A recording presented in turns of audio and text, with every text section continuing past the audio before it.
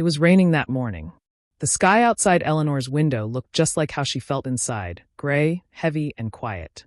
She placed her late husband's watch on her wrist. She still wore it every day. Not because she had to, but because it reminded her who she was. Eleanor Whitmore, co-founder of Whitmore Freight Company. The woman who had helped build an empire from one delivery van and two tired hands. She ran her fingers along the edge of the leather strap as she looked at her reflection. Her hair had gone whiter this year. Her face looked tired, but her eyes were still steady. She took a breath, picked up her folder of notes, and headed to the boardroom just like she'd done every Monday for the past 27 years. The receptionist smiled at her like always. Some staff stood when she passed by. She nodded politely, but deep down she knew something was off. People had been quieter lately. Whispers stopped when she entered rooms. Even her assistant, Marie, had been hesitant this morning. Something was wrong. She entered the boardroom and immediately noticed it. The air felt strange. The board members, some of whom had worked with her husband, Richard, for over 2 decades, looked uncomfortable. Nobody met her eyes. She took her seat at the head of the table and opened her notes. Across the table, her son, Adam, sat with his arms folded, his chin slightly up, and a look in his eyes she hadn't seen before. Cold. He didn't greet her. He didn't nod. He simply stood up, holding a black folder in his hand. Eleanor looked up, confused. "Is there something you'd like to share, Adam?" He cleared his throat and spoke like he was reading from a script. "Yes. As of today, based on a unanimous proposal from our private shareholders, and in the best interest of modernization and operational efficiency, Eleanor Whitmore will step down from all leadership roles." The words didn't sink in immediately. For a moment, she blinked, still thinking it was some kind of misunderstanding. She looked at him again. "Excuse me?" Adam turned a page. "You are being retired, effective immediately. The board has already reviewed the documents. This change will be announced to the public by Friday. You will receive an honorary title, Founding Chairwoman Emeritus, but you'll no longer attend or vote at board meetings." The room was silent, so quiet that even the air conditioner clicking on sounded loud. Eleanor looked around the table. Nobody looked at her. Not James, not Petra, not Marcus, people who had stood beside her for years. Some of them looked down. Some shifted in their seats. But none of them spoke up. Her heart thudded in her chest, but her face remained calm. "Is this a joke?" she asked softly, not angry, just stunned. Adam closed the folder. "I'm sorry, Mom, but it's time. You've done your part. The company needs new direction. Faster decisions. Modern strategies. We're not running a family charity anymore." She looked at him carefully. "This company was built by a family. And now it needs to grow beyond that," he replied. The betrayal in his voice stung more than the words themselves. A security officer stood at the door now. Quietly. Not moving, but present. "Ready." Adam nodded at him. Eleanor's fingers tightened around her notes. Her wedding ring touched the edge of the pen she'd used every meeting since Richard died. The silence around her felt like a scream no one could hear. She slowly stood up. "Don't worry," she said, looking straight at Adam. "I won't make a scene." She gathered her papers. No one offered to help. No one said a word. She walked out of the boardroom with her head high, but each step felt like a knife in her chest. As she reached the hallway, the security guard followed at a polite distance. She didn't even look back. There was no point. In her car, she sat for a moment. The sound of the rain on the windshield felt louder now. It blended with her breathing. For the first time in months, she let the tears fall. Not because she was weak. Not because she was scared. But because she couldn't understand how her own son, her own blood, had looked at her like she was a burden. Like she was nothing. And the worst part was she had seen it coming. Flashback, 2 months ago. She remembered a dinner with Adam. Just the two of them. It had been tense. He talked about streamlining leadership, about bringing in investors with a stronger grip. He said things like, "We're not running things like Dad did anymore." Eleanor had smiled gently and asked, "And what about Hart, Adam? What about the people who built this place with us?" Adam had looked away. "That doesn't scale, Mom." That night, she had gone home and pulled out Richard's old files. Contracts. Shareholder percentages. Legacy documents. She had a feeling something was coming. In her home office, Eleanor laid the folder from the meeting on her desk. She opened her own folder, the one Adam didn't know about. Inside were neatly filed documents. Signed transfers. Letters. Agreements. Over the last few months, she had quietly bought back 21% of the company's shares. She already owned 30%. That brought her to 51%. She had never planned to use it. She only wanted a safety net, just in case Adam's ambition went too far. Now she realized, he hadn't just pushed her out of a job. He had pushed her out of something she had helped build. Something that still carried her husband's name. And now it was time to decide. Would she walk away and let her son burn it all to the ground? Or would she step back in, not out of revenge, but because some legacies aren't meant to be thrown away? Eleanor didn't sleep that night. She sat at her kitchen table, a cup of cold tea in her hand, her late husband's watch ticking softly on her wrist. She had replayed Adam's voice over and over in her head. You're being retired, effective immediately. Not thank you. Not we'll carry this on. Not even a simple I love you. Just cold, calculated words. Words from a man who used to run into her arms when he scraped his knee. A boy who once held her hand during his father's funeral, trembling. Now, he couldn't even look her in the eye as he fired her. She wasn't angry, not the kind of anger that yells or breaks things. No, this was deeper. It was sadness, disappointment, and a quiet kind of resolve that grew with every hour that passed. The truth was, Eleanor had already been preparing for something like this, long before it happened. Months earlier. It started with the small things. Adam began missing meetings, canceling on long-term vendors, hiring expensive consultants who wore sharp suits but had no heart for the business. Eleanor had tried talking to him gently. Adam, we built this on trust, not speed. But he dismissed her every time. That's why you and Dad stayed small for so long, he once said. I'm trying to take us global, Mom. You either evolve or step aside. That was the moment she knew. He wasn't ready. Not emotionally, not ethically, and not as a leader. So Eleanor quietly made a decision. She would protect what she and Richard had built, even if it meant protecting it from her own son. She reached out to James Brewster, one of the oldest board members and Richard's closest friend. James, she said over coffee one morning, I need your shares. He raised an eyebrow. Why? Because I think Adam is about to lose control of himself. And I need to make sure he doesn't lose the company with it. James didn't ask many questions. He'd known Eleanor for 35 years. He handed her his 6% with nothing more than a signed paper and a look of quiet respect. Then she went to Petra, the former head of HR. Petra had been forced into early retirement by Adam's new policies. She was bitter, but she still loved the company. She gave Eleanor 4%. Then Marcus, the warehouse director. Then Linda, a long-retired accountant. Then Dale, the night shift manager who still remembered when Richard used to bring coffee for everyone on snowy mornings. Each time, Eleanor said the same thing. I'm not doing this to take power. I'm doing this to protect what we built. When she reached 51%, she stopped. She didn't want control. She wanted balance.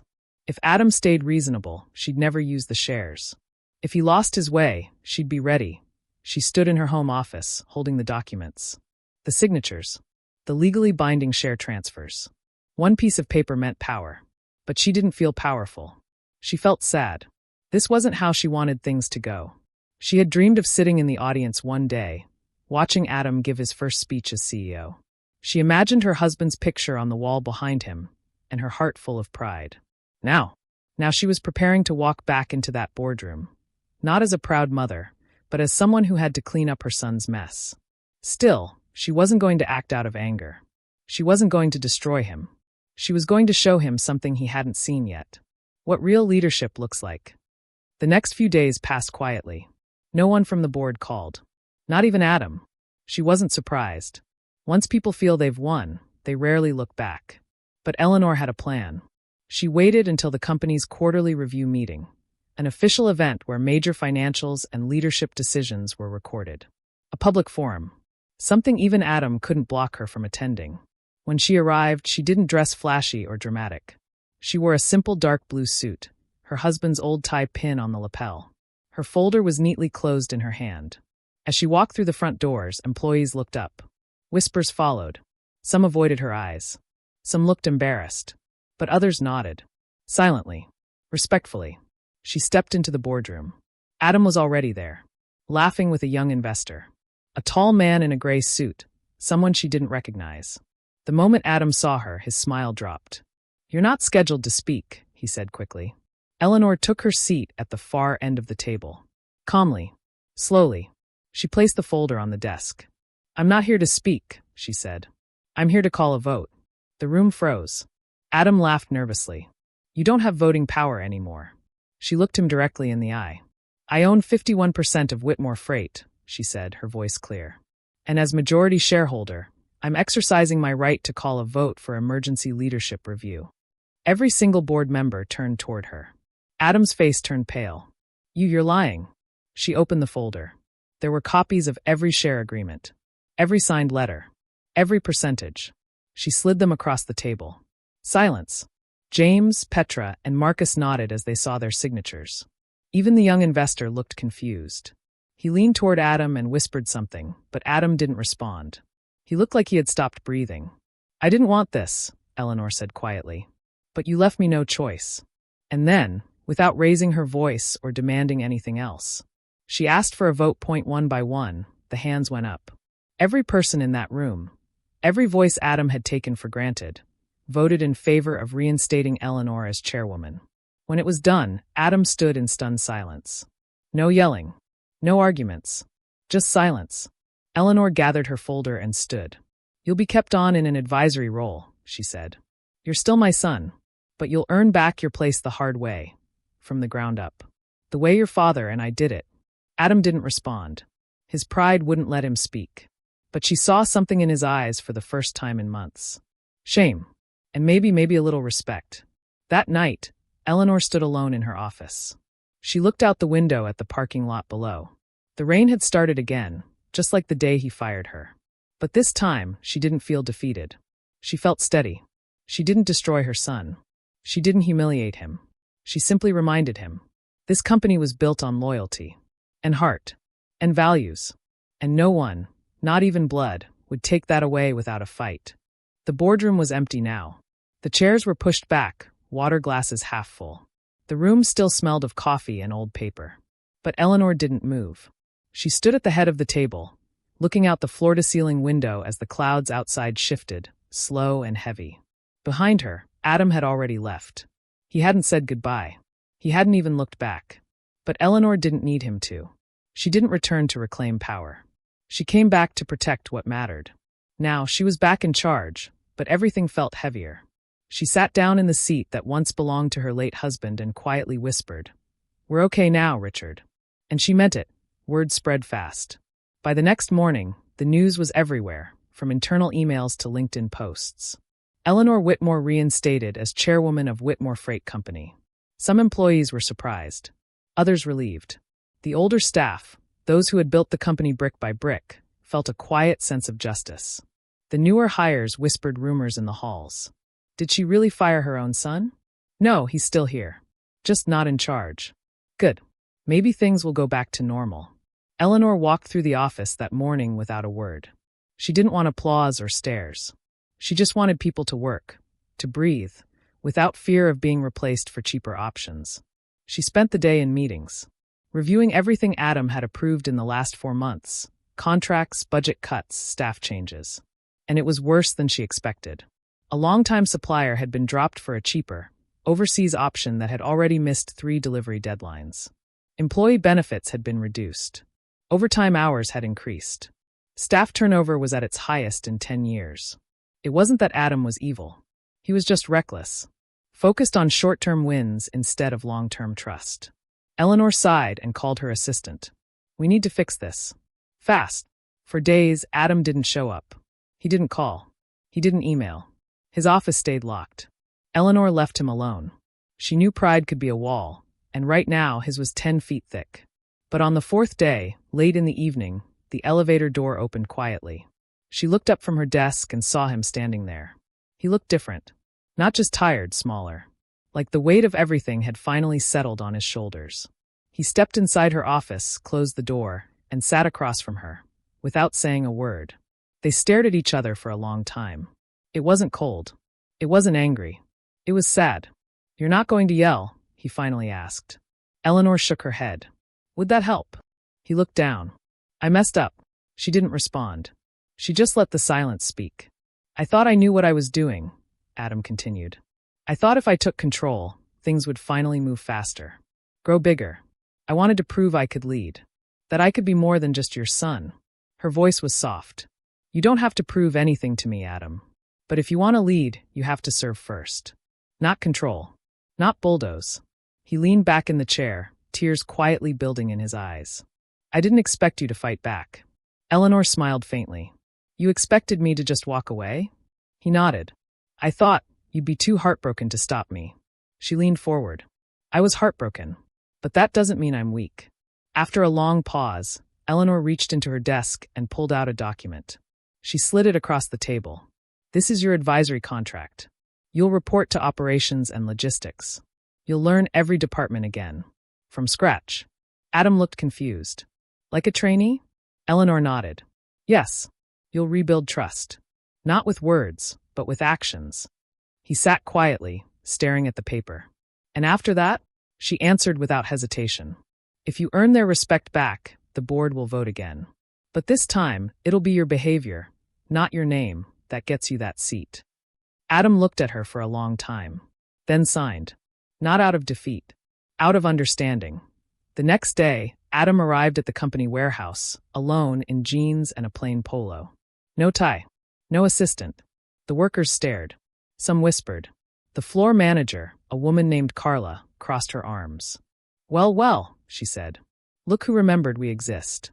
Adam walked up to her and said, You don't have to like me, but I'm here to learn. She stared at him. Clock in, she said finally. And don't expect special treatment. He didn't. He worked late that night. He took inventory. He stacked boxes. He made mistakes and got corrected by people who didn't care what his last name was. But he kept showing up. Every day. Quietly. Humbly. Eleanor watched from a distance. She never interfered. She didn't praise him. She didn't coddle him. She just let him walk the road he had once paved over. Eleanor wasn't resting either. She called every vendor they had lost and apologized personally. She restored employee benefits. She held a town hall-style meeting in the cafeteria and told the staff, I may be older, but I still believe in what this company stands for. People, honor, and growth with purpose. She didn't mention Adam's mistakes. She didn't blame anyone. She simply promised that Whitmore Freight would never again lose its soul-chasing speed. People clapped. Some even cried. And Eleanor went home that night not proud but peaceful. One night, a few weeks later, Eleanor found Adam sitting outside the building on a bench. He looked exhausted, but there was a softness in his face now. Less pride. More presence. You look like your father when he first started, she said. He smiled. He ever stack boxes at midnight? Eleanor laughed. Only in the beginning. Then he made friends with the forklift guy. Adam looked at her for a long moment. I thought I was strong, he said. But it turns out, you're the strongest one in this family. She shook her head gently. Strength isn't about who wins. It's about who carries the weight without letting it change their heart. He nodded. Thank you for not giving up on me. She squeezed his hand. I didn't fight you, Adam. I fought for you. And for your father's name. And for the people who still believe we're more than just a company. And in that moment, something changed. They weren't enemies anymore. They were family again. And slowly, the cracks began to heal. 3 months had passed since Eleanor walked back into the boardroom with quiet power and claimed her place. Not just as chairwoman, but as the heart of Whitmore Freight Company. She hadn't come back to crush anyone.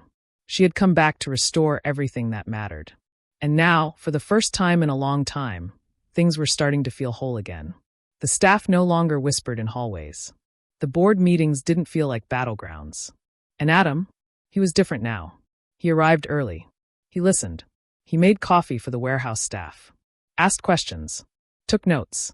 And stayed late, not to prove anything, but because he wanted to. Every person who once rolled their eyes at his name now nodded when he walked by.